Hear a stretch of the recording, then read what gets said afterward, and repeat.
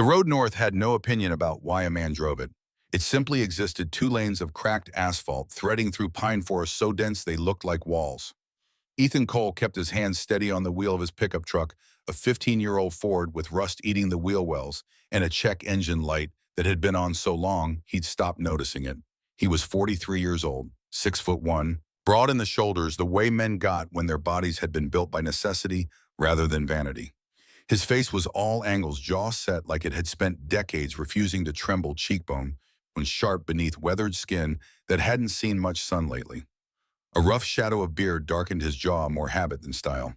His eyes were gray-blue, the kind that looked like winter water, deep and watchful, as if the world kept trying to surprise him, and he'd stopped letting it. His hair was cut in a practical undercut dark brown, with streaks of premature silver at the temples.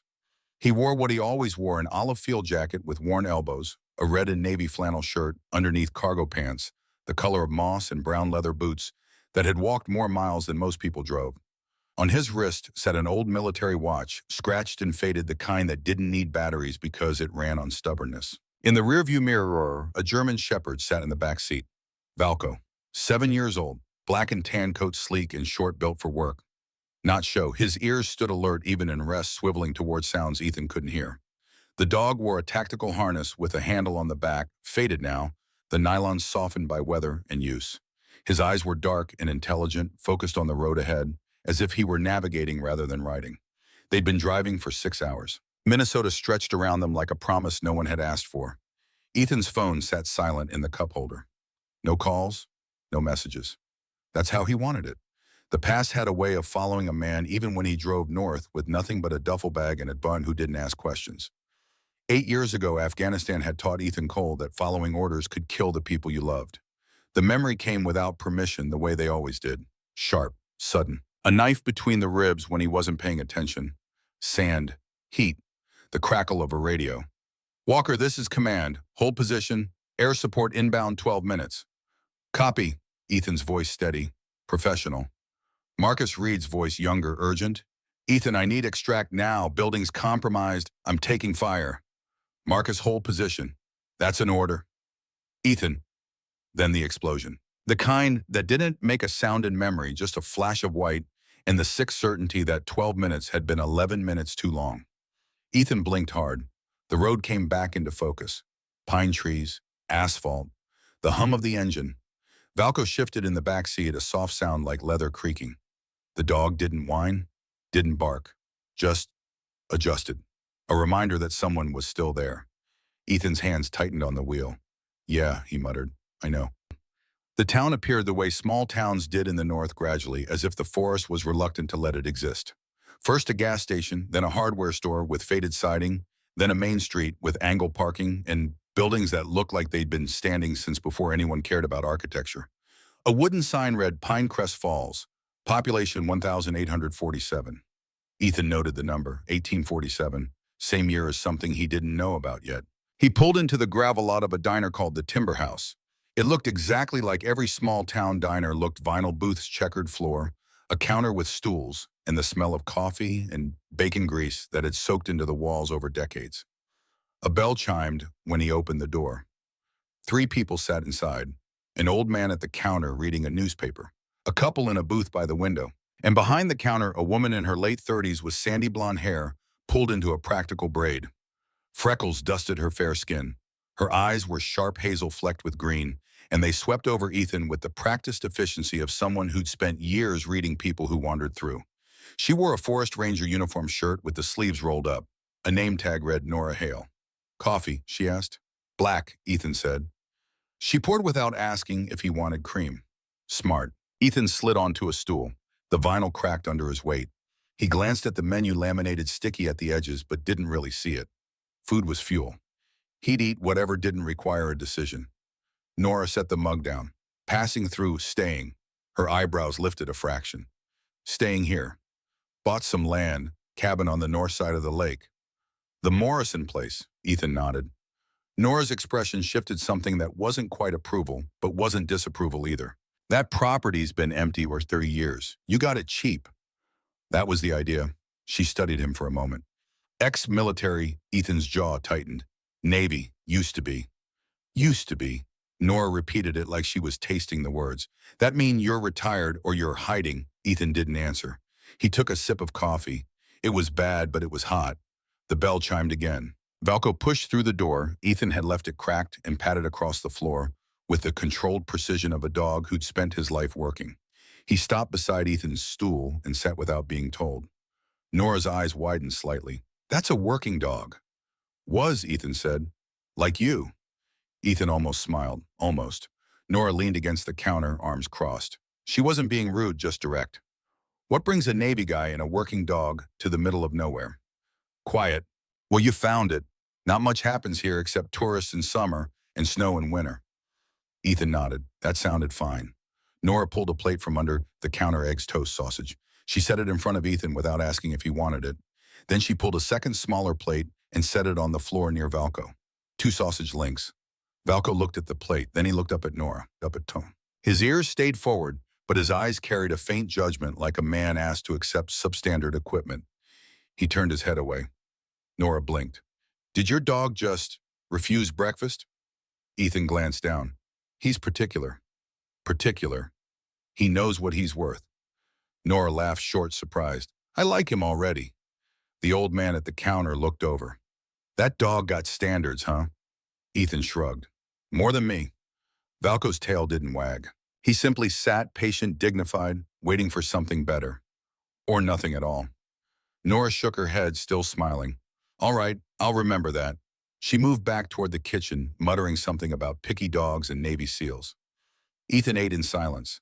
The eggs were fine. The coffee was still bad. Outside the town moved at the speed of people who had nowhere urgent to be. This was what he'd come for. Quiet. Distance. A place where no one knew his name or what he'd failed to do 8 years ago. He finished eating, left cash on the counter, and stood. Nora reappeared.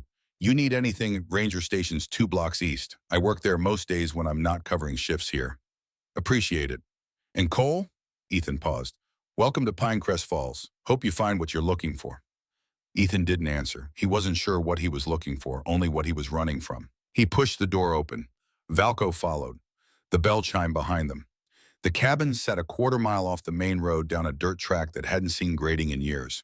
The trees pressed close on both sides, tall pines and birch with white bark, peeling like old paint.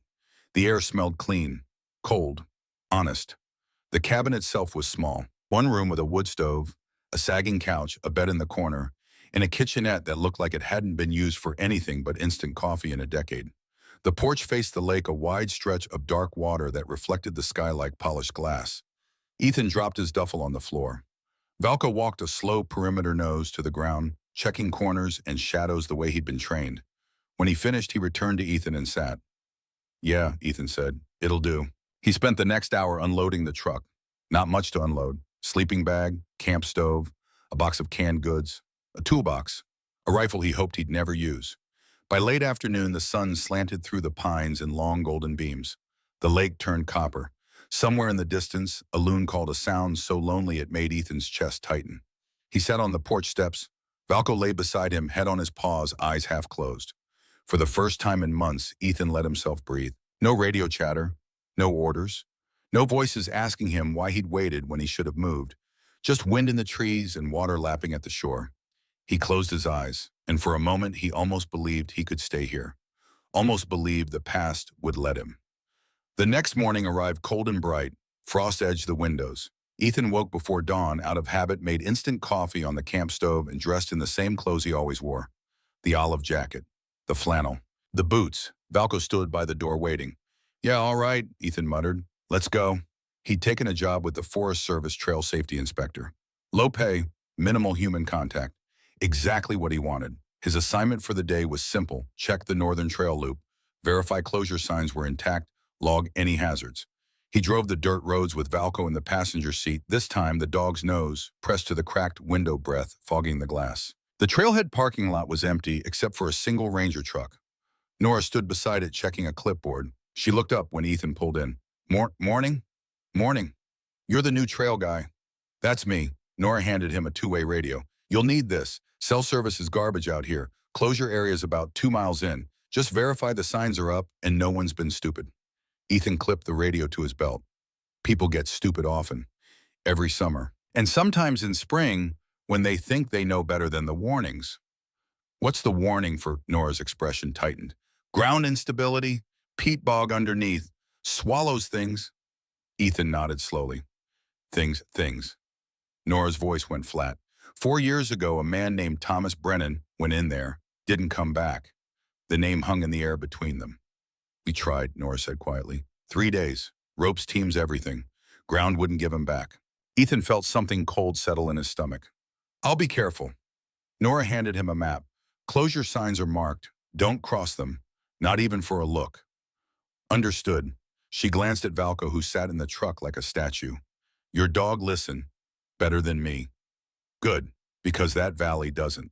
Ethan drove deeper into the forest. The road narrowed to a rutted track, then ended at a small clearing. He got out. Valko followed. The trail started as a well-worn path through ferns and moss. Birds called from high branches. Sunlight filtered through the canopy in pale ribbons. Everything looked harmless. Ethan walked, steady eyes scanning for hazards. Fallen branches, erosion, loose rocks, the usual. Valko moved beside him, nose occasionally dipping toward the ground, reading a language Ethan couldn't speak. 20 minutes in, they reached the first closure sign. Bright orange. Weathered but clear. Closed. Ground instability. No entry. Beneath it, smaller print violators subject to fine. Ethan stopped. He glanced at Valko. The dog had gone perfectly still. Not the stillness of rest. The stillness of focus. Valko's ears stood forward. His body angled toward the tree line beyond the sign, where the trail became a faint suggestion, disappearing into shadow. His nose lifted slightly, sampling the air. Then, without any command, Valko sat. Not a casual sit, a working sit. The kind that meant, I found something. Ethan frowned. What is it, boy? Valko didn't move. Didn't look at Ethan. Just stared into the trees with a focus so absolute it looked like devotion. Ethan felt the hairs on his neck prickle. He keyed the radio. Trail ops, this is Cole. I'm at the North Section Junction near the closure sign, requesting details on the restricted zone. Static crackled. Then a man's voice. Copy, Cole. Restricted zone is active. Ground shift area. Sinkhole risk. Do not enter. Log it and move on. Any recent incidents? A pause, long enough to feel deliberate. Negative on recent, but the area is unstable. We don't want anyone getting hurt. Ethan stared at the sign, then at Valko. The dog's body remained taut, nose angled toward the hollow, like a compass needle refusing to be ignored. Ethan made a decision. Understood, he said into the radio. He clipped it off. For a moment he stood there listening. Birdsong threaded through the pines. Wind moved through branches with a soft shushing sound. Everything looked normal. But Ethan had learned a long time ago that normal was the world's favorite disguise. He stepped closer to the sign. Not past it, just closer. Valko rose and moved forward, stopping exactly at the boundary the sign implied. His nose worked the air, slow, deliberate, professional. Ethan smelled it then. Faint, strange, out of place. Tar, old pitch, and something else. Brine, the smell of a dock. Of salt water and old rope and sharp maintenance, in the middle of a forest. Ethan's pulse quickened. He scanned the ground. Leaves, moss, fallen branches, nothing unusual.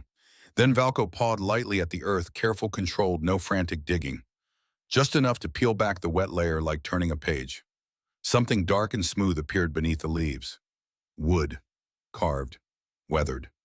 Ethan crouched and brushed it clean with his gloved hand. The wood was hard, blackened by age, but the grain was still visible. Along one edge, faint etched lines formed a pattern, curves and flourishes that resembled waves, or scrollwork, the kind of decoration you'd find on something built to be seen. He lifted the piece, turned it over. It smelled like the ocean, like tar that had been sealed into wood 100 years ago and had never fully faded. Ethan's throat tightened. This isn't from around here, he whispered. Valko stared at the wood without blinking. Then the forest did something that made Ethan's skin go cold. A sound, not loud, not close, but clear. A single soft metallic tink, like something small tapping a bell far away. Ethan froze, holding his breath. The birds kept singing, the wind kept moving. Nothing else changed. Valko's head snapped up. His ears angled toward the hollow. His body went rigid, every muscle locked. Ethan's pulse hammered in his ears. He'd heard imagined noises before. PTSD had a cruel talent for that. But this felt different. This didn't feel like a flashback. This felt like an invitation. Valco stepped forward, tugging gently at the leash Ethan hadn't realized he was gripping so tight. Ethan rose slowly. His mind argued with itself in clean, logical sentences. The sign says closed. The radio said don't enter. The ground can collapse. This job is supposed to keep people safe. And then another voice, older and rougher, whispered through him. If you turn away from the wrong thing, you'll spend the rest of your life knowing you chose comfort over truth. Ethan looked at Valco. The dog's dark eyes held his, steady and certain. 50 yards, Ethan said quietly. We confirm what you're smelling, then we're out. Deal. Valco's tail stayed low, steady, no excitement, no fear, just purpose. They stepped off the maintained trail. The ground softened, almost immediately spongy with damp leaf litter. Ethan placed his boots carefully, eyes scanning for obvious hazards. Roots, soft patches, anything that looked too wet. Valco moved ahead by a few feet, leash slack but never loose, guiding with subtle confidence. Ethan noticed something strange. Valco wasn't tracking the way dogs usually did. He wasn't zigzagging, wasn't letting his nose sweep wildly. He was moving in a straight, thoughtful line, pausing occasionally to sample the air, like a professional tasting something rare. The smell grew stronger. Tar, pitch, brine. Ethan's chest tightened. His mind snagged on a memory salt spray on his lips, the smell of old rope, the sharp scent of a ship's deck. Why would a forest smell like a dock? Valco stopped near a tangle of fallen branches and decaying leaves. He pawed at the ground again, gentle, controlled, and peeled back another layer. More wood, darker, larger. Ethan knelt and pushed aside the leaves with both hands. The wood was massive, curved, blackened by age and moisture. Metal straps clung to it, rusted into fragile lace. It wasn't driftwood. It wasn't a fallen tree. It was constructed. Ethan's breath came short. He stood scanning the area. The ground sloped gently into a shallow valley. Trees leaned at odd angles, their roots half exposed. And there, through the tangle of branches and undergrowth, he saw it. A shape. At first, his brain refused to label it. It looked like a rib cage, like the spine of something ancient that had died and been half buried by time. Then his eyes found the line, the geometry, a bow, a ship's bow. Wooden, massive, scarred by rotten weather, it sat in the sinking earth like a creature caught mid-breath. Timbers, dark and split iron fittings rusted into the wood like armor fused to bone. Ethan's mouth went dry. A ship. In the forest. Valco lowered his head, not in fear but in a controlled, trained posture Ethan recognized. The stance of a working dog encountering an unknown threat. Readiness that was also respect. Ethan stared, unable to move. Something inside him shifted. Something long locked up. He felt the sharp edge of the past press against the present, not like a weapon, but like a key turning in an old door. He didn't know why this thing existed here. Didn't know who had put it here or how long it had been waiting, but he felt it clear as a hand on his shoulder. This wasn't simply a discovery. This was a summons. And if he walked away now, the forest would remain bright and beautiful and indifferent, while something important stayed buried, patient until it found someone else. Ethan's voice came out quieter than he intended. You didn't lead me wrong. Valco didn't look up. He kept his gaze fixed on the ship as if guarding a doorway only he understood.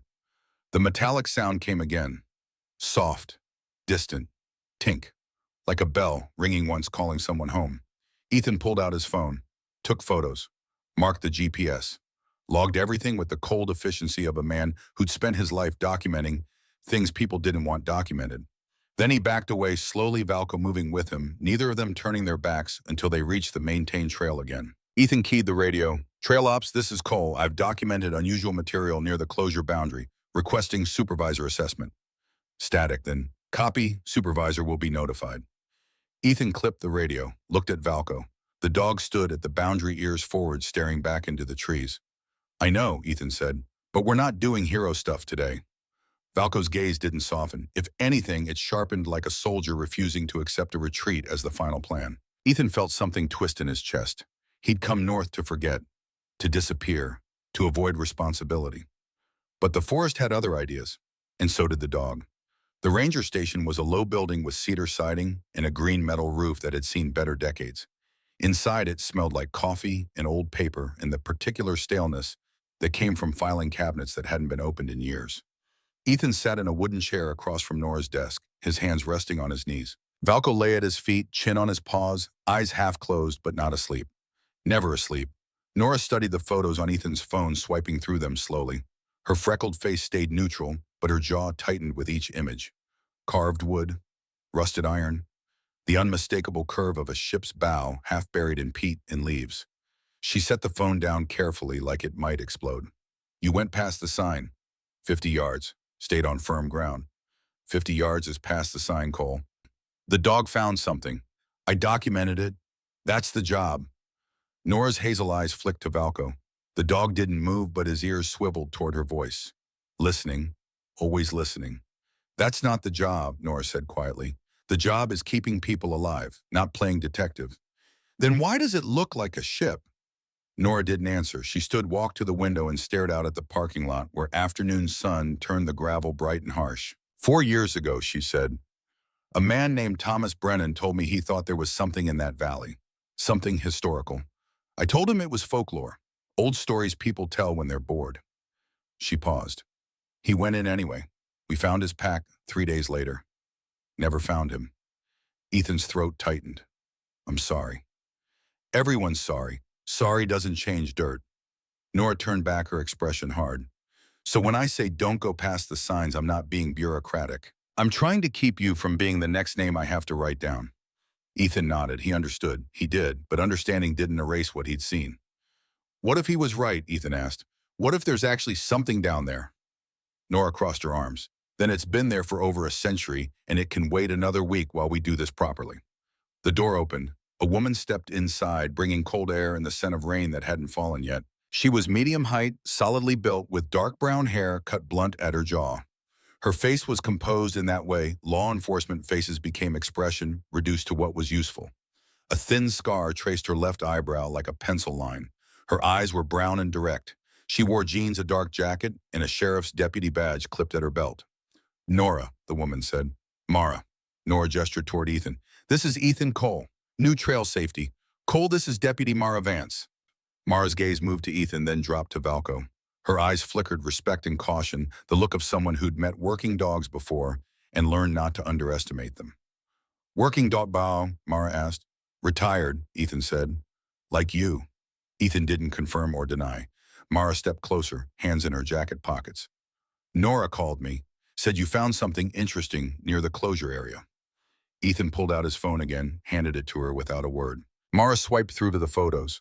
Her face stayed neutral, but something shifted behind her eyes. Something old and tired. This real, she asked, unless I'm having a very specific hallucination. Mara's mouth twitched, not quite a smile. She handed the phone back. Thomas Brennan said there was a ship. I didn't believe him. Why not I? Because ships don't end up in forests.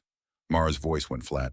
And because believing him would have meant I had to go look. And if I went look and found nothing, he'd have died for a story. If I went and found something, she trailed off. He'd have died for the truth, Ethan finished. Mara nodded once. Yeah. Silence settled in the room, heavy and specific. The kind of silence that came from people who'd all lost someone and knew the weight had different shapes but the same density. Nora broke it. So what do we do? Mara looked at the photos again on her own phone, which Nora had forwarded. We bring in someone who knows what they're looking at. Geologist? Historian? Someone official. And then what? Ethan asked. Then we find out if this is a historical site or a grave. Mara's eyes met his. And we do it carefully, because if Thomas was right and people died down there, they deserve better than being a footnote in someone's weekend adventure. Ethan respected that. He nodded. Mara turned to leave, then paused. Cole, don't go back in there alone.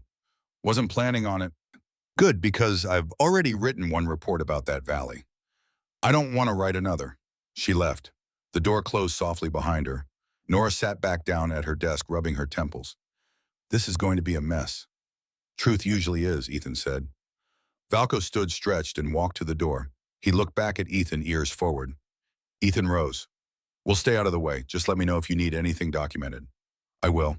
Nora's voice softened. And Cole, thanks for not ignoring it. Ethan didn't know what to say to that, so he just nodded and followed his dog outside. The afternoon had turned gray. Clouds moved in from the west, low and thick, the kind that promised weather. Ethan drove back to the cabin with Valco in the passenger seat, the dog's nose pressed to the window breath, fogging the glass. When they pulled into the dirt driveway, another vehicle was already there. An old Chevy pickup, sun-faded blue with a wooden rack in the bed holding lumber. The driver's side door opened, and a man stepped out.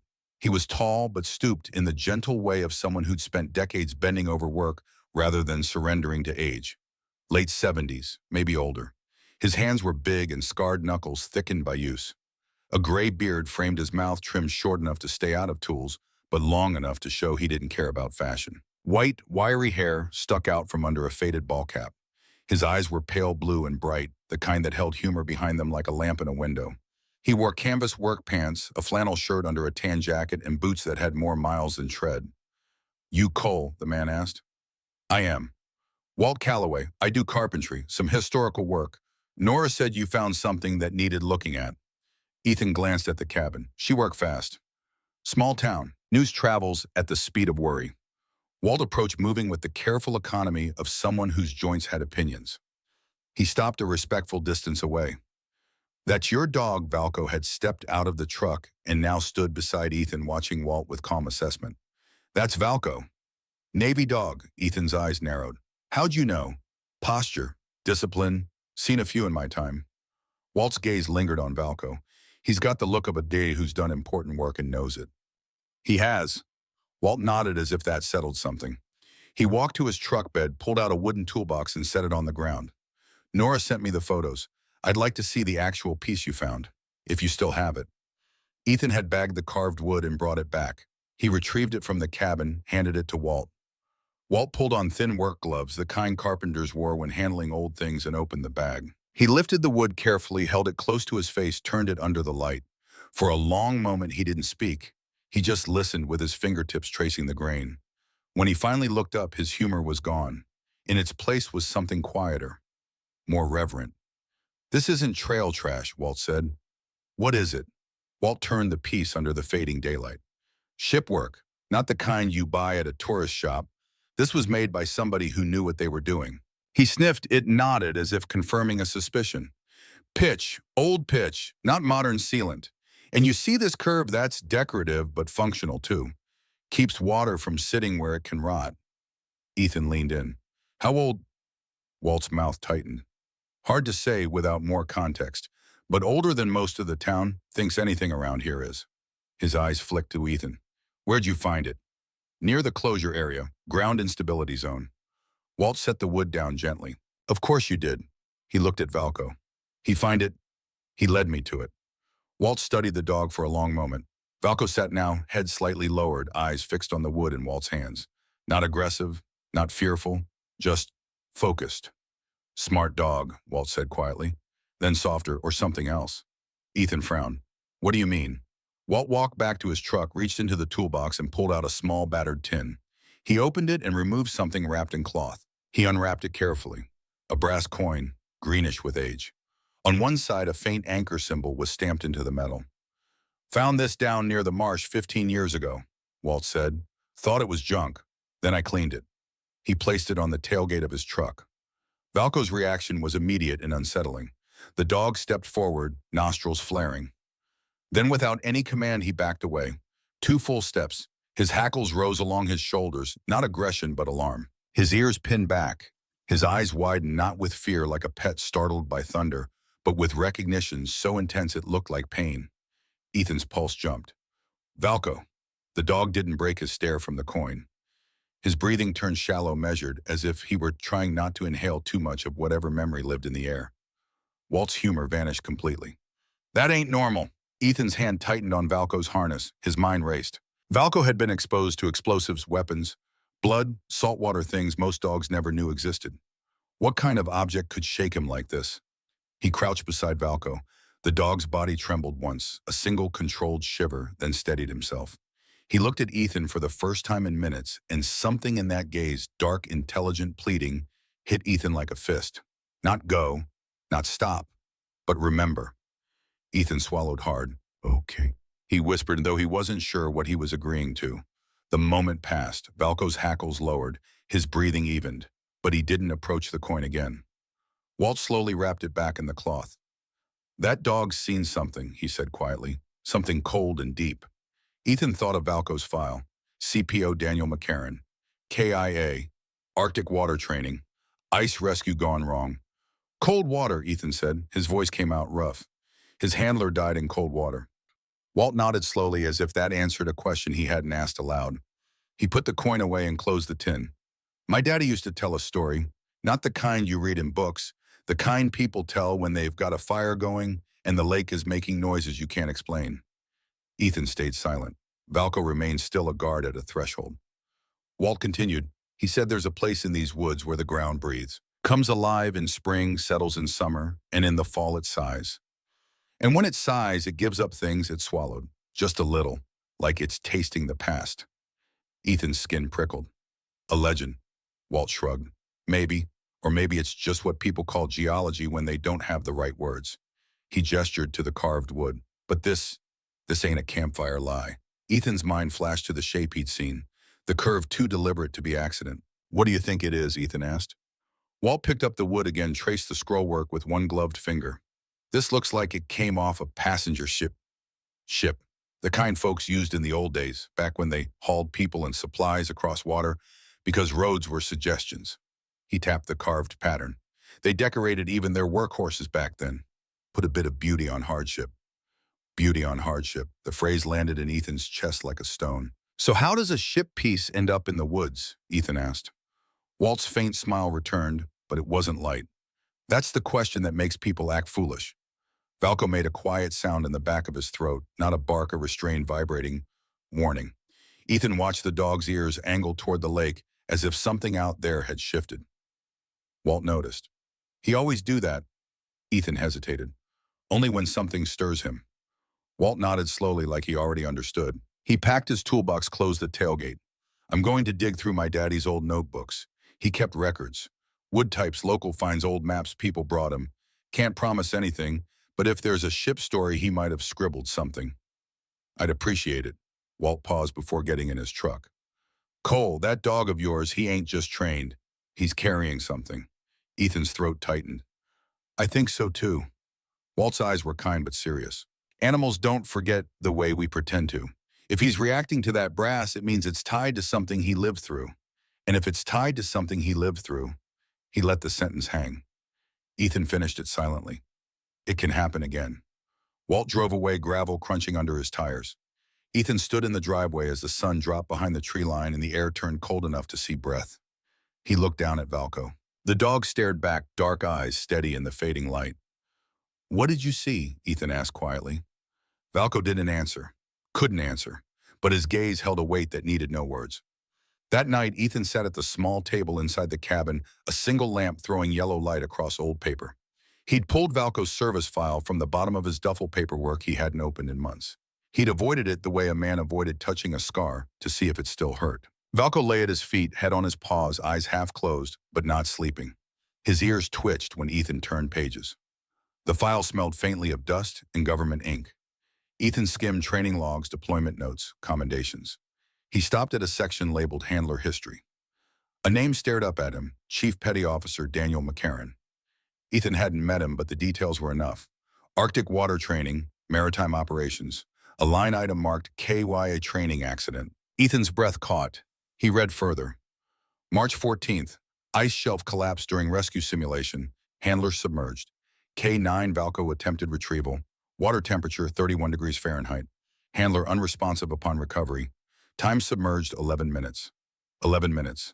Ethan closed his eyes. 11 minutes under ice water, the same amount of time it had taken Marcus Reed to die, while Ethan waited for air support that came 12 minutes later. He looked down at Valco.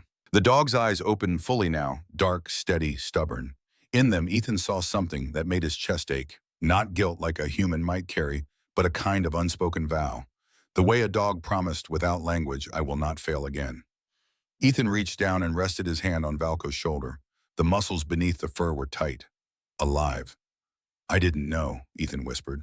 Valco's eyes stayed on him as if to say, now you do. Outside, the pines swayed gently. The lake kept its secrets. The world remained bright and indifferent. Inside, Ethan understood something with sudden clarity. Valco hadn't led him toward a mystery for entertainment. Valco had led him toward the place where an old failure still waited. Unfinished. Ethan closed the file with careful hands. In the quiet that followed, he made himself a promise he didn't yet know how to keep.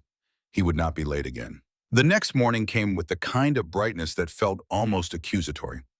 Clear sky, clean air, sunlight falling through the pines like it had never heard of shadows. Ethan stood outside the ranger station, hands in his jacket pockets, watching a county truck pull into the gravel lot. Deputy Mara got out of her vehicle at the same time. She nodded at Ethan but didn't speak. The county truck door opened. A man stepped out who looked like he belonged more in a laboratory than a forest. Tall and narrow-shouldered, maybe mid-40s, with pale skin that hadn't spent much time under sun. His hair was dark and thinning at the crown, combed back with careful precision. Wire-rimmed glasses perched on his nose. He wore hiking boots that still looked new jeans and a dark windbreaker, zipped up despite the mild weather. He carried a hard plastic equipment case in one hand and a tablet in the other. Nora came out of the station.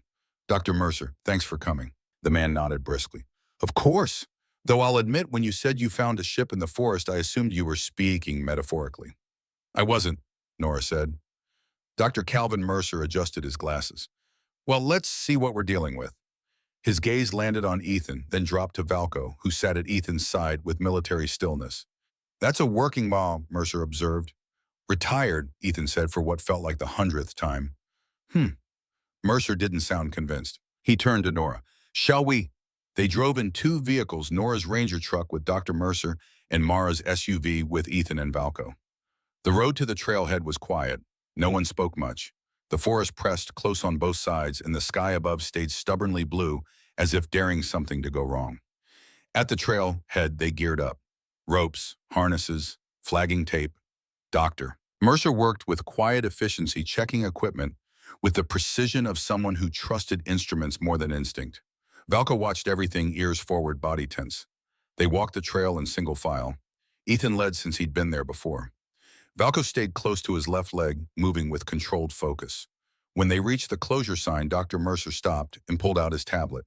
He tapped the screen, brought up a map overlay. "Interesting," he murmured. "What?" Mara asked. Mercer zoomed in on the map. "This depression sits near an outdated boundary marker. Old survey lines from the 1800s. He squinted at the screen. "There's a handwritten remark here." "What's it say?" Nora's voice was tight. Mercer read aloud, "Unsafe ground. Void beneath. Old hull sighted after thaw." He looked up. Dated 1883. The words sat there like a quiet accusation. Ethan felt the air leave his lungs in a slow, controlled exhale. Nora's freckles stood out pale against her skin. They knew. Someone knew. Mara didn't blink. "Old hull," she repeated, voice low. Mercer nodded, uncomfortable now. It could mean anything. A log jam, a collapsed structure. Old surveyors wrote dramatic notes sometimes. But his voice didn't carry conviction. Valco, who had been restless, went perfectly still. He lifted his head and stared toward the trees with a focus so absolute it was almost reverent. Ethan didn't move, didn't speak. Because suddenly this wasn't just a strange discovery. This was a thing recorded, warned about, left alone. A truth the town had stepped around for more than a century. Mara's eyes found Ethan's. "You hear that? This isn't new?" Ethan swallowed throat tight. "No, it's not." Dr. Mercer set up his equipment at the boundary. He drove a probe into the soil, frowned at the resistance, tapped notes into his tablet. He did it again a few feet away. "Water saturated," he muttered. "Void pockets. Likely a kettle depression feeding into peat layers. Load-bearing capacity here is..." He trailed off, shook his head. "Unreliable." "English," Nora said. Mercer glanced up. "The ground can swallow you." Mara nodded once as if that translation satisfied her. Mercer traced the boundary with bright flagging tape-setting markers that looked absurdly cheerful against the dark earth. "This area shifts. It's not stable enough for foot traffic. If something heavy is sitting in there, rocks, fallen trees, debris, those shifts can expose or bury it seasonally." Ethan's mind caught on that phrase. Expose or bury. That wasn't just geology. That was a metaphor with teeth. Valco's nails scraped softly against dirt. The dog didn't whine, didn't bark. He simply shifted, restless, as if time itself were an itch under his skin.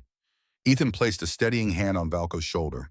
The muscle beneath the fur was tight, controlled, contained. Mara watched Ethan's hand, then looked at his face. "You're somewhere else." Ethan forced himself back into the present. "I'm here." Mara's expression remained flat, but her voice softened by a fraction. "I've seen that look before. Men who survive certain kinds of work, they live in two timelines." Ethan didn't answer. He didn't trust what would come out if he did. They finished the assessment. More flags, more measurements, more official language that felt like building a wall around something that refused to be contained. When they were done, Mercer packed his equipment. I'll file a full report.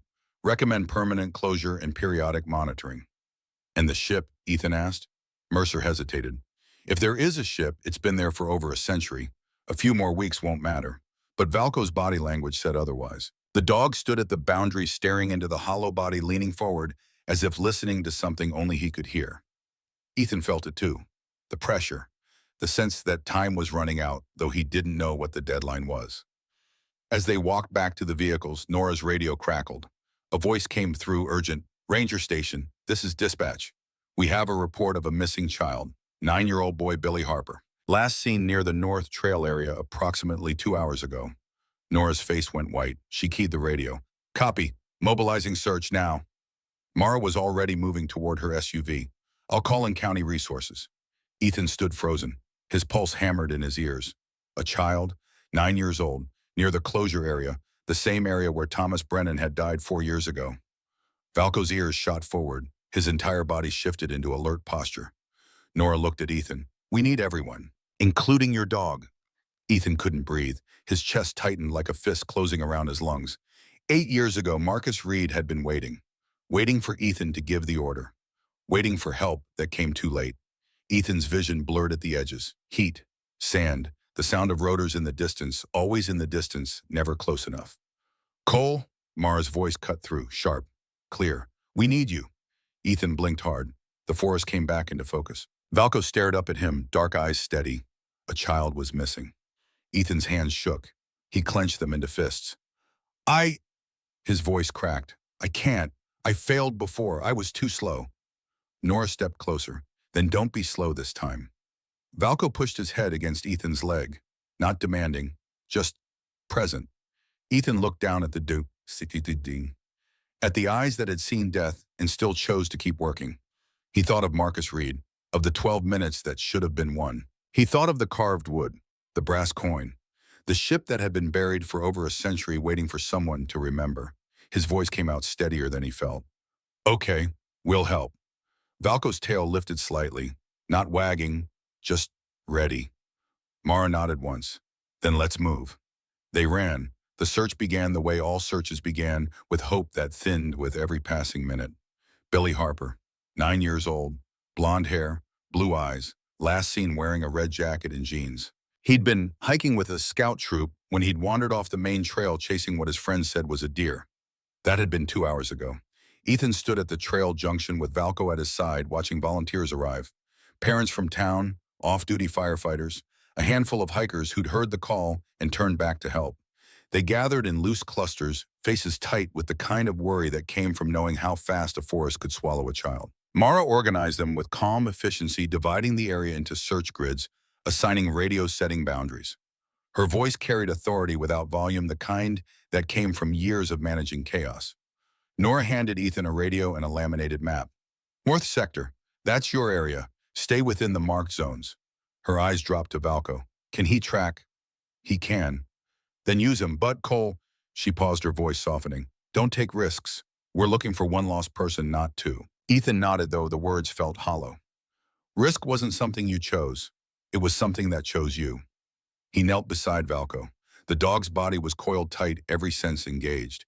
Ethan pulled a small plastic bag from his pocket, a piece of cloth Mara had given him, taken from Billy's backpack. He held it to Valco's nose. Find, Ethan said quietly. Valco's nostrils flared. He inhaled once, twice, processing. Then his head lifted, nose working the air in short, deliberate samples. He turned toward the tree line away from the maintained trail, toward the denser brush that led in the direction of the closure area. Of course it did. Ethan's stomach tightened. He keyed the radio. Cole to base. Dogs got sent, heading northwest from Junction. We'll update every 10 minutes. Copy, Mara's voice crackled back. Be careful. Valco moved with purpose, not rushing but not hesitating either. He navigated through ferns and fallen branches with the kind of efficiency that came from years of training. Ethan followed, eyes scanning the ground for signs. Broken twigs, disturbed leaves, footprints in soft earth. The forest grew darker as they moved deeper. The canopy thickened overhead, filtering sunlight into pale green shadows. Birds called from high branches, but their songs sounded distant, muted, as if the woods were holding its breath. Valco paused, nose to the ground, then lifted his head and changed direction slightly. East now, angling back toward the closure area. Ethan's pulse quickened. Not there, he muttered. Anywhere but there. But Valco didn't deviate. The dog had a scent, and he was following it with the single-minded focus of a professional doing what he was built to do. They crossed a small creek, water running cold and clear over smooth stones. On the far bank, Valco stopped and sniffed at a broken branch hanging at chest height, child height. Fresh break. Recent. Good boy, Ethan said, eased, the voice tight. He keyed the radio. Coal to base. Found fresh sign. Creek crossing approximately half a mile northwest of Junction. Continuing. Copy. Other teams converging on your position? Ethan didn't wait. He pushed through the undergrowth, boots slipping on damp leaves, branches catching at his jacket. Valco stayed ahead by 10 feet, moving faster now, the scent getting stronger. Then Valco stopped. His body went rigid, head lowered, tail still. Ethan's heart slammed against his ribs. Valco. The dog stared at a tangle of fallen logs ahead, moss-covered and rotting. Between them, barely visible, was a splash of red. Red jacket. Ethan ran. Billy Harper was wedged between two logs, one leg bent at an angle that made Ethan's stomach turn. The boy's face was pale, lips faintly blue. His eyes were closed. For one terrible second, Ethan thought they were too late. Then Billy's chest moved. Shallow. Weak. But moving. Ethan dropped to his knees, hands already moving to check for injuries. Billy? Billy, can you hear me? The boy's eyes fluttered open, confused, glassy with cold. My leg, Billy whispered. It's stuck. Ethan looked. The boy's right leg was wedged between the logs, caught at the ankle. Not broken, but trapped. And the ground beneath the logs was soft, too soft. The edge of the peat bog. If the logs shifted, Billy would slide deeper. Ethan keyed the radio, forcing his voice to stay calm. Coal to base. I have the child. Northwest sector near closure boundary. He's hypothermic and trapped. Need extraction team with ropes and medical. Now. Copy. Team en route. ETA 8 minutes. 8 minutes, Ethan looked at Valco. The dog sat perfectly still, watching Billy with the focused intensity of a guardian who understood the stakes. Okay, Billy, Ethan said, his voice steady despite the fear clawing at his chest. Help is coming. I need you to stay still. Don't try to pull your leg out. Can you do that? Billy nodded, teeth chattering. Ethan shrugged out of his jacket and draped it over the boy's torso. Tell me something. You got a favorite subject in school? Billy blinked slowly. Math. Math, really? I like numbers. They make sense. Ethan almost smiled. Yeah, they do. He kept talking, keeping Billy focused, keeping him awake. The minutes stretched like wire pulled too tight. Ethan's hands stayed busy checking pulse, repositioning the jacket, preparing for the moment when the team arrived and they'd have to move fast. Valco didn't move. He sat at Billy's head, close enough that the boy could see him, and the dog's presence seemed to calm something in the child's eyes. Is that your dog? Billy asked. Yeah, his name's Valco. He found me. He did. Good dog, Billy whispered. Valco's tail twitched once, the smallest acknowledgement. Voices approached through the trees. Mara arrived first, moving fast, followed by Nora and 2 volunteers carrying ropes and a medical pack. Behind them, a paramedic and a woman in her late 20s with dark skin and efficient movements. Keisha Rowe, she introduced herself, already kneeling beside Billy's hands, checking vitals. Hey, buddy, I'm going to take care of you, okay? Billy nodded weakly. Kesha worked fast, warming blankets, checking circulation, setting up an IV. Meanwhile, Ethan and Mara rigged a rope system to the nearest stable tree. Nora positioned herself to guide the logs apart without letting them shift toward the bog. On 3, Mara said. 1, 2, 3, they lifted. The logs groaned, shifted. Billy's leg came free. Keisha pulled him back, immediately cradling his leg. Got him, he's clear. Billy's parents arrived 5 minutes later, running through the trees, faces streaked with tears. His mother, Margaret Harper, collapsed beside him, hands shaking as she touched his face. His father, Thomas Harper Sr., stood behind her, one hand over his mouth, the other gripping his wife's shoulder. Thank you, Margaret whispered, looking at Ethan. Oh, God, thank you. Ethan didn't know what to say. He nodded once and stepped back, giving them space. Mara approached, her expression unreadable. You did good work. Valco did the work. You both showed up. Mara's voice dropped. That's what counts. Ethan looked at Valco. The dog sat calmly now, watching the family reunite, and something in his posture had eased. Not relaxed, Valco never fully relaxed, but settled, as if a weight had shifted. Ethan realized with sudden clarity, I was here when it mattered. For the first time in 8 years, he'd been exactly where he needed to be when he needed to be there. The tightness in his chest loosened. Just a little. Just enough to breathe. That evening, back at the cabin, Ethan sat on the porch steps with Valco beside him. The sun had set, leaving the sky bruised purple and orange. The lake reflected the colors like a painting someone had spilled. Ethan's hands still shook slightly, adrenaline fading, exhaustion setting in. Valco rested his head on Ethan's knee. Not needy, just there. Ethan ran his hand along the dog's neck, feeling the warmth and muscle beneath the fur. You did real good today, boy. Valco's eyes closed halfway content. For a long moment, they sat in silence. The forest around them settled into evening sounds, crickets, wind in the pines, the distant call of a loon across the water. Ethan's phone buzzed, a text from Nora Billy's stable. Going home tomorrow. You saved his life. Ethan stared at the message. He didn't feel like a hero. He felt like a man who'd finally stopped running long enough to be useful. He typed back, we both did. Nora's reply came fast. Yes, you did. Ethan pocketed the phone. He looked out at the lake, at the trees going dark against the sky, and felt something he hadn't felt in years. Not peace, not certainty, but the unmistakable beginning of something like forgiveness. The next day, Ethan returned to the valley. Not alone this time. Walt had called that morning, said he'd found something in his father's notebooks.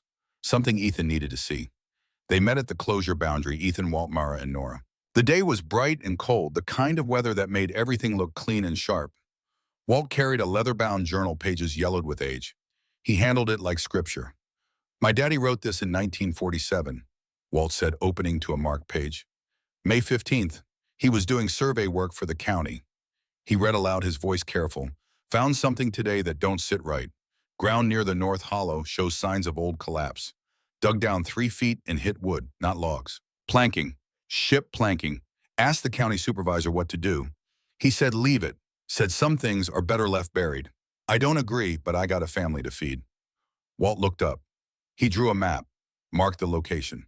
He handed the journal to Mara. Same spot where Thomas Brennan died. Mara's face went pale. She turned pages, found the hand-drawn map. Her hands trembled. They knew, she said quietly. For 77 years they knew. Nora's voice was tight with anger. And they let people hike near it.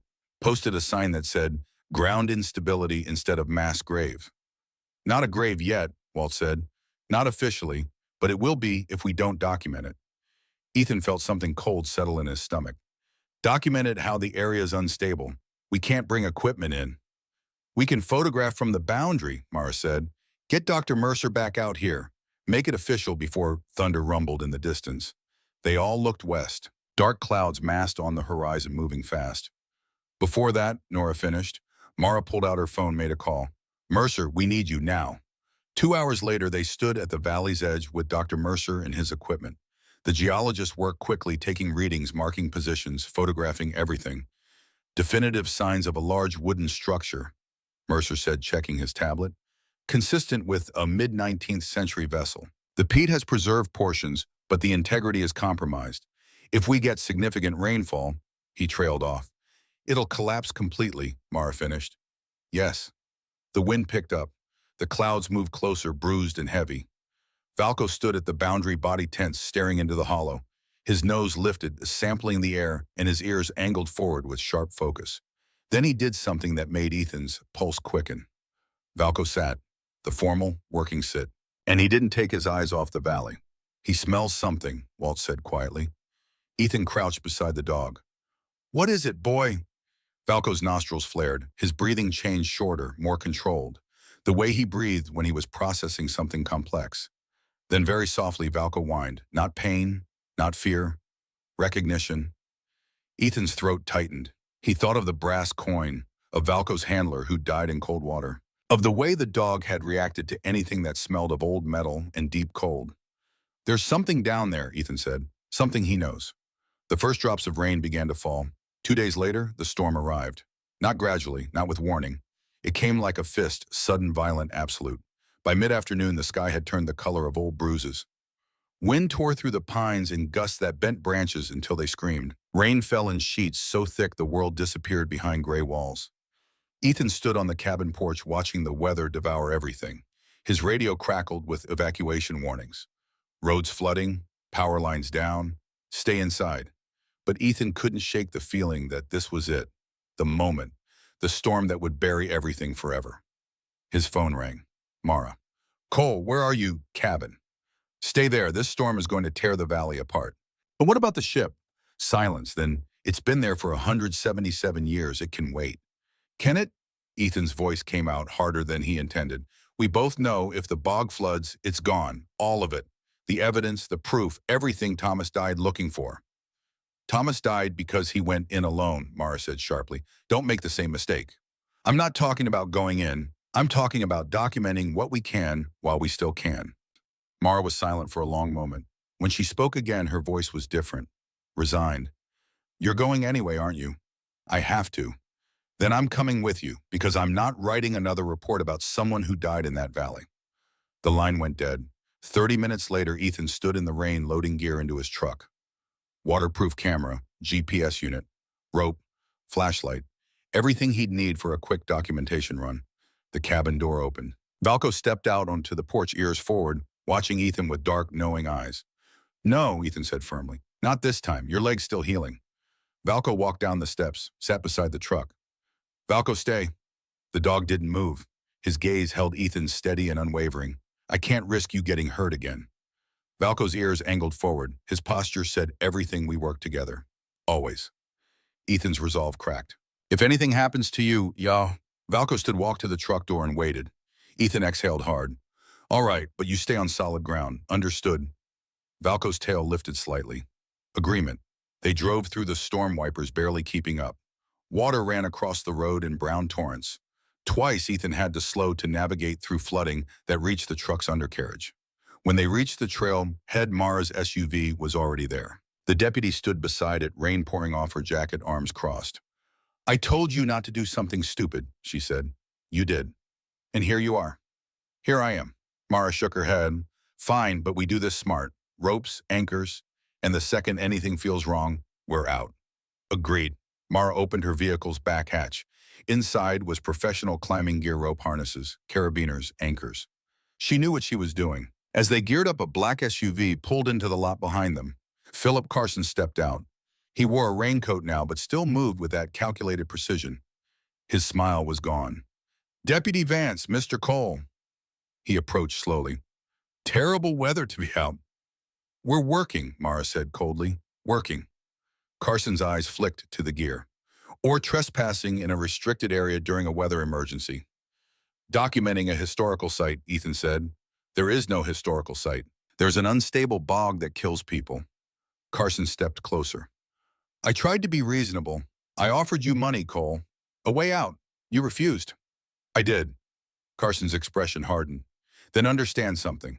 If you go down there and get hurt, I'll make sure everyone knows you ignored warnings, violated closure orders, and endangered rescue personnel. Your heroics yesterday forgotten. You'll be remembered as the fool who died for a legend. It's not a legend, Mara said. We have documentation, survey records, eyewitness accounts. You have nothing that will hold up in court. And even if you did, Carson's voice dropped. Do you really think anyone cares about dead immigrants from 1847? The county has already decided. The area stays closed. The ship stays buried. And if this storm does what I think it will, there won't be anything left to argue about. Ethan took a step forward. Valco moved with him, body tense. You're protecting a cover-up, Ethan said quietly. I'm protecting jobs, livelihoods, a town that's barely hanging on. Carson's facade cracked completely. Thomas Brennan was a fool who cared more about his family tree than the real families living here now. And look what it got him. It got him the truth, Ethan said. It got him dead. Carson turned to leave, paused. Storm's getting worse. I'd hate for anything unfortunate to happen. He drove away, tires throwing mud. Mara's jaw was tight with fury. That son of a... Later, Ethan said, right now we finish this. They moved down the trail, fast rain, turning the path into a slick channel of mud and running water. The forest thrashed around them, branches whipping in the wind, debris falling from above. When they reached the staging area where they'd left spare equipment the day before, Ethan's stomach dropped. The ropes had been cut, clean slices through the nylon, not frayed, not weathered, deliberate. The medical kit was missing. The extra anchors were gone. Carson, Mara said flatly. Ethan examined the rope ends. The cuts were fresh, within the last few hours. He was here, Ethan said, before the storm really hit. He sabotaged us.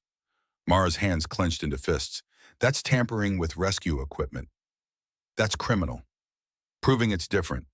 Ethan pulled his own rope from his pack. We've got one line, that's all. We anchor to each other, we move fast, we don't take chances. Mara nodded, jaw set. Then let's make it count. They rigged themselves together with the single rope, checked each other's harnesses twice, and moved toward the valley's edge. The scope of the destruction stole Ethan's breath. The valley had transformed. What had been a depression was now a churning bowl of dark water and collapsing earth. Trees that had stood for decades now tilted at impossible angles, roots exposed like grasping fingers. And through the rain and chaos barely visible, the ship's structure jutted higher than before. The storm had scoured away layers of peat, revealing timbers that looked like ribs breaking through skin. A massive crack split the air. A pine tree 100 yards away tilted. Its roots tore free with a sound like fabric ripping. It fell not straight down, but sideways, dragged by the saturated slope. It crashed directly onto the ship. The impact was enormous. Wood splintered, metal screamed. The entire structure shifted, timbers collapsing inward, the bow section tilting deeper into the bog. And then Ethan heard it, a sound he'd heard only once before, faint and distant days ago. Now it was loud, clear, unmistakable. A bell, ringing once, long and mournful. Valko's reaction was immediate and devastating. The dog dropped to the ground, not collapsing, but lowering himself with solemn precision. His ears flattened, his eyes fixed on the wreckage with a focus so intense it looked like devotion. Then he let out one low, controlled whine. The kind of sound that didn't belong to a disciplined K9. The kind that sounded like grief, trying to speak. Ethan's chest tightened painfully. He wasn't watching a dog react to noise. He was watching a partner react to memory. Mara's face had gone pale. What was that? Ethan's throat was too tight to answer. Another crack, smaller. Then a groan, deep, sustained, the sound of wood giving up after holding on too long.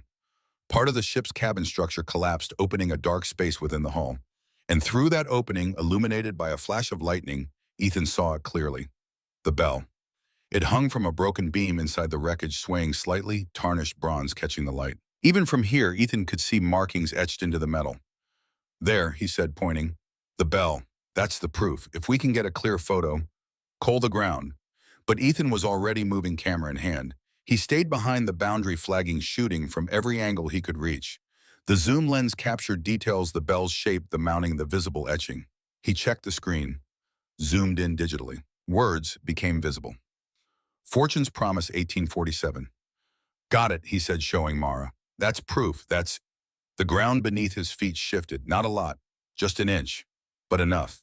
Ethan froze. Don't move, Mara said, her voice sharp. Don't even breathe hard. Ethan looked down. His right boot had sunk slightly into mud that hadn't been there seconds ago. The rain was liquefying everything. Mara, I've got you. I'm anchored. Just shift your weight back slowly. Ethan tried. His boot sank deeper. The suction was immediate and vicious. Valko barked once. Sharp. Commanding. Then the dog did something that made Ethan's blood run cold. Valko charged forward past the boundary onto the soft ground. No, Ethan shouted. Valko, stay. But the dog didn't stop.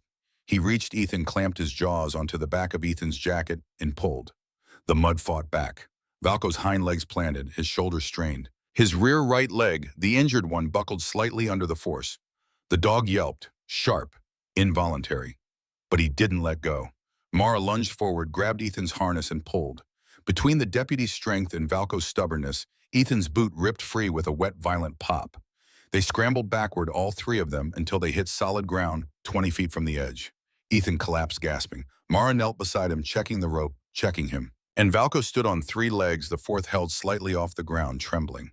Ethan's heart shattered. Valko. The dog tried to step forward. His injured leg buckled completely. He went down, unable to catch himself. Ethan lunged, caught him, cradled the dog's head in his hands. No, buddy, not for me, not for this. Valko whined, soft, pained, but his eyes stayed on Ethan's face. Clear, focused, as if saying, this is what we do. Mara's voice was tight. We need to move, now. Ethan didn't argue. He couldn't carry both the camera and the dog. He handed Mara the camera. Get that to the state archives. Upload it the second you have signal. What about you? Ethan lifted Valko, carefully positioning the 75-pound dog across his shoulders in a fireman's carry. The weight settled, substantial, immediate. Valko's body draped across his neck and upper back, warm breath against his ear. I'm getting him out, Ethan said. They started back. Each step was calculated.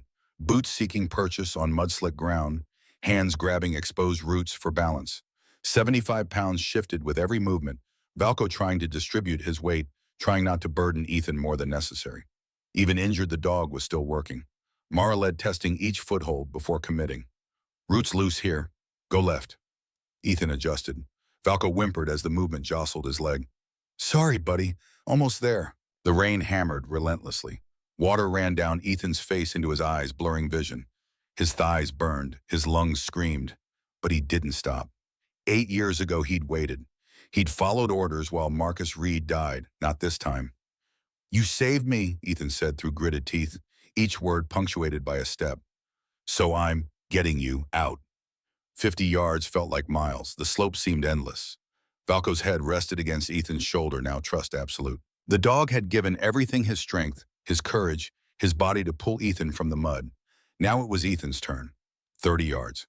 Ethan's boot slipped. He caught himself on a tree trunk, gasping. Valco tensed, but didn't struggle. 20 more, Mara called back. Ethan's legs trembled. Marcus Reed's voice echoed in his head. Ethan, where are you? Here, Ethan said aloud. I'm here. 10 yards. Mara reached the top first, turned, extended her hand. Ethan took it. Together, they pulled up the final slope. Solid ground. Ethan didn't stop until they reached Mara's SUV. Only then did he carefully lower Valco into the back seat. The dog lay on his side, panting heavily, leg clearly injured, but eyes still focused, still aware.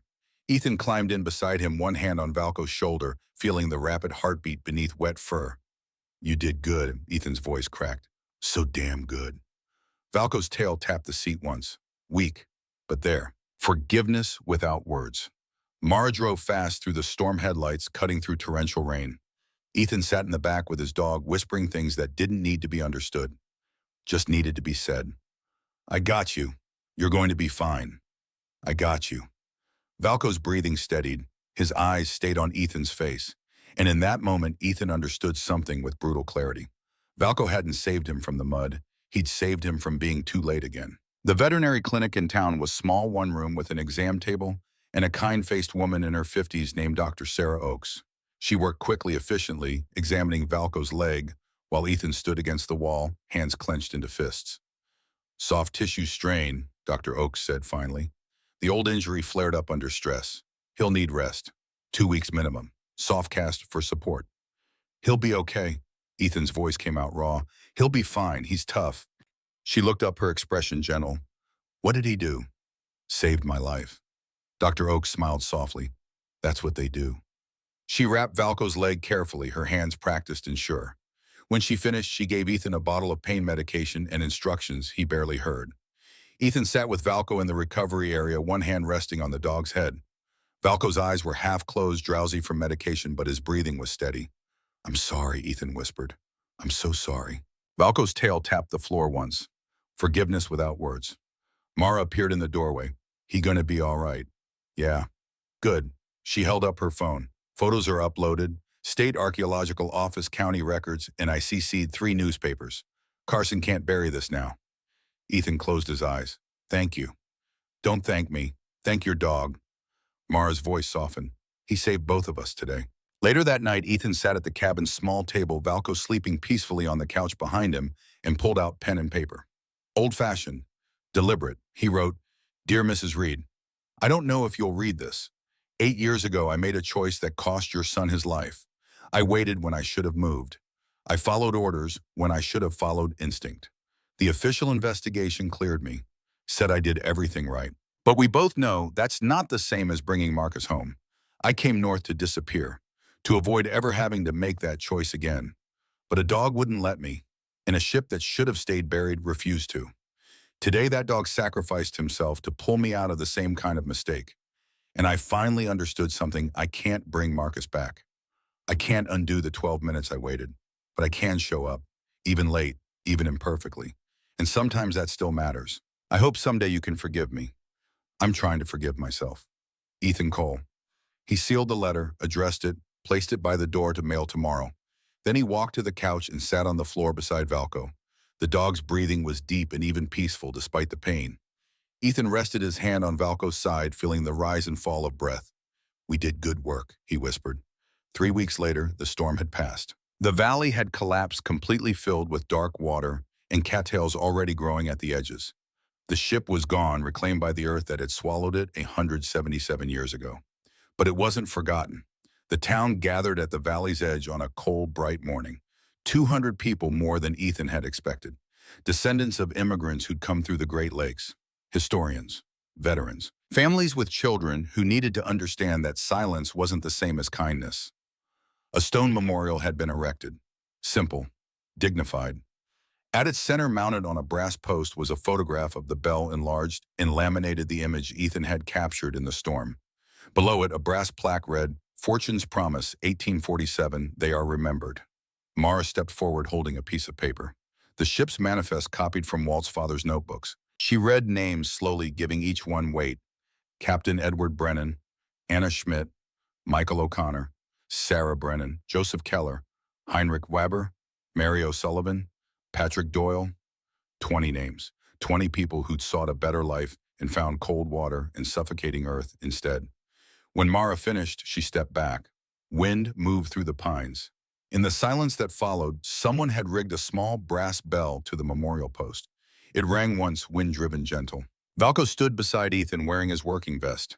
His leg was still wrapped, still healing, but he stood proud, doing his job. His ears flicked forward at the sound, but he didn't flinch. No more fear, just acknowledgement. An elderly woman approached Mara afterward. She was small, white-haired, with kind eyes behind wire-rimmed glasses. "I'm Sarah Brennan," she said quietly. "Thomas was my nephew." Mara's composure cracked. Just for a second. "I'm sorry. I'm so sorry we didn't find him in time." Sarah took Mara's hand. "He found what he was looking for. That matters." She looked at the memorial. "He wanted them remembered. Now they are." Ethan watched from a distance, Valco at his side, throat tight. As people dispersed, Nora approached. She held a folder. "Got a minute?" she asked. Ethan nodded. They walked to a bench near the parking area. Nora had opened the folder. "Senior Trail Coordinator, full-time position, benefits." The whole deal. Ethan stared at the paperwork without touching it. "You've been doing the job anyway," Nora continued. "Might as well get paid properly." "I'm not qualified." "You're the most qualified person within 100 miles. Nora leaned back. "You know the terrain. You know safety protocols. You saved a kid's life. You documented a historical site during a storm that should have killed you." She paused. "And you stayed when most people would have run." Ethan's throat tightened. "I almost didn't." "But you did." Nora's hazel eyes were steady. "That's what matters." Ethan looked down at Valco. The dog gazed back, patient. "What about him?" Ethan asked. "He's retired. I can't ask him to." "He's already working," Nora said gently. "Look at how he moves on patrol, how he checks the trails. That dog chose this. Let him keep choosing." Ethan picked up the folder, read the job description, saw his own name typed at the top. Ethan Cole, Senior Trail Coordinator. Not running, not hiding, working. He pulled a pen from his pocket. Signed. Nora smiled, small, genuine. "Welcome aboard, Cole. Officially this time." Valco's tail thumped the ground once. Approval. That evening, Ethan stood on the cabin porch as the sun set over the lake. The sky turned gold and rose the water, reflecting it all like glass. His phone buzzed. A text from an unknown number, "Mr. Cole. This is Catherine Reed, Marcus's mother. I received your letter. Thank you for writing. I forgive you. I hope you can forgive yourself." Ethan stood frozen, phone in hand, and felt something break open in his chest. Not pain. Release. He looked down at Valco. The dog looked back, dark eyes steady and knowing. "Yeah," Ethan said, his voice rough. "I think I can." A car pulled into the driveway. Walt climbed out, moving with his careful, elderly dignity. He carried a small wooden box. "Got something for you," Walt said, ascending the porch steps. He opened the box. Inside, nestled in cloth, was a brass plaque. Freshly engraved, Valco K9, Search and Rescue. He refused to leave. Walt's pale blue eyes were kind. Thought he deserved something official. For the cabin. Ethan's vision blurred. He took the plaque, felt the weight of it. "Thank you. You both did good work here." Walt looked at Valco at the memorial, visible in the distance. "Sometimes the best thing a man can do is just stay." You stayed. After Walt left, Ethan mounted the plaque beside the door. Two reminders now. One of the past that refused to be silent. One of the friend who refused to quit. Valco stood, walked to Ethan's side, and leaned against his leg, solid, warm present. The wind picked up slightly, carrying the scent of pine and water, and somewhere in the distance, Ethan could almost hear it. A bell ringing, not calling them away, calling them home. 6 months later, spring arrived with the kind of brightness that felt like absolution. Ethan walked the trails in his ranger uniform, Valco beside him. The dog was older now, the gray in his muzzle more pronounced, his gait more careful, but his eyes remained sharp, alert, working. The memorial site had become something the town was proud of. School groups visited regularly. A local historian gave talks twice a month. The photo of the bell had been featured in 3 newspapers in a historical journal. Fortune's promise was no longer buried. It was remembered. Ethan's phone buzzes. A text from Mara Carson: resigned this morning. Moving out of state. Thought you should know. Ethan stared at the message. No dramatic arrest, no public scandal, just a quiet exit. Sometimes that was enough. He pocketed the phone and kept walking. Valco paused at a trail junction, nose lifting, to sample the air. He checked left, then right, then looked at Ethan. All clear. Good work, Ethan said. They continued through the forest, sunlight filtering through new leaves, the world green and alive and full of possibility. That evening, they sat on the cabin porch. Valco lay at Ethan's feet, head on his paws, eyes half closed, but never quite asleep. The brass plaque caught the last light of day. The memorial was visible in the distance, a dark shape against the trees. Ethan ran his hand along Valco's neck, feeling the warmth and muscle and stubborn life beneath the fur. Good work, Valco, he whispered. Good work. The dog's tail wagged once, slow, content. And in that moment, Ethan understood what he'd been searching for all along. Not redemption, not forgiveness, not even peace. Just the simple, profound grace of being exactly where he was supposed to be, with a faithful friend beside him, and a story that refused to stay silent. Because sometimes miracles didn't come like thunder. Sometimes they came like a friend who refused to move, like a warning you almost ignored, like the courage to stay when leaving felt easier. Sometimes the miracle was just showing up and trusting that something faithful would stand beside you when you did.